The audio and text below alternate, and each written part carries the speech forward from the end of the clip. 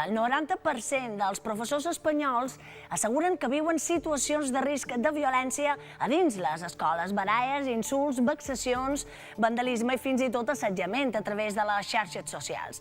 Inés Mateu s'ha creat un protocol perquè els docents sàpiguen al manco com actuar davant aquestes situacions. Conta'ns-ho. Així és un protocol que asseguren ha sorgit de la indefensió en què es troben els docents davant situacions de violència o amenaces tant verbals com físiques. Joana Maria Romaguera, el vostre sindicat ha estat l'encarregat d'elaborar aquest protocol. Primer de tot, en què consisteix? Bé, el protocol té 3 passes. En primer lloc, si hi ha una agressió física, la recomanació és anar primer en SPAC a urgències per fer les cures i per fer un informe mèdic. El segon pas seria presentar denúncia a la policia, Guàrdia Civil, en el jutjat i, en tercer lloc, una vegada tenim aquesta denúncia, després informar de les passes fetes i dels fets succeïts a la direcció del centre i preferiblement fer-ho per escrit, registrant aquest document a la secretaria del centre i demanant que se traslladi tot el cas també a la inspecció educativa. Lògicament també acudir al sindicat de confiança i en aquest sentit nosaltres ens posam a disposició per acompanyar i per assessorar en tot aquest procés de denúncia i de publicitat i de difusió de les agressions. Sempre per deixar-ho clar, estem parlant d'agressions físiques per part de menors en els seus docents. També hi ha amenaces. No és vera? Com se sent un professor quan rep aquest tipus de situacions? Clar, estem parlant d'amenaces i agressions físiques i agressions verbals.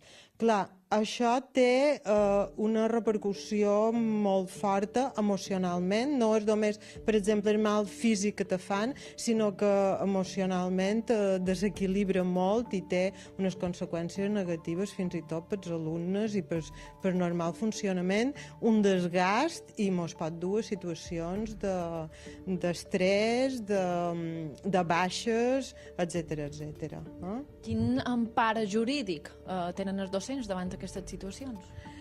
Bé, nosaltres hem demanat, és a dir, existeix un protocol per demanar assistència jurídica a l'advocacia de la comunitat autònoma en cas que nosaltres siguem els denunciats, però han demanat, UOP Ensenyament ha demanat en el Servei de Prevenció de Riscos Laborals d'Educació que elabori un protocol també per demanar ajuda, demanar aquesta assistència jurídica en aquests casos.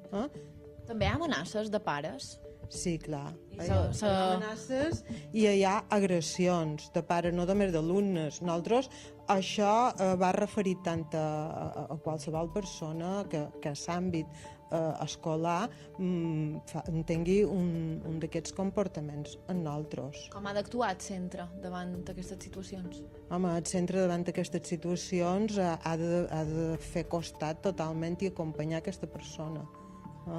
I des del nostre punt de vista també convidam molt que la gent denunciï, que se faci visible aquesta problemàtica per un tema de cohesió, de si tu no ho fas visible no te donaran suport, no estiran al teu costat i no contribueixes a que s'aprenguin mesures perquè això se pugui evitar. És com la violència contra les dones, no és vera? De cada vegada més les dones denuncien això i se tracta de no estar empagueït, de no tenir vergonya i de demanar ajuda. És molt important demanar ajuda. Perfecte, Ida, moltíssimes gràcies. Cal destacar que els sindicats denuncien que aquestes situacions de violència i amenaces de menors cap als seus docents se produeixen tant a primària i també com a secundària. Una situació terrible per als professors que de fet són una figura importantíssima per a la societat. Tots han de dir no a la violència a les aules.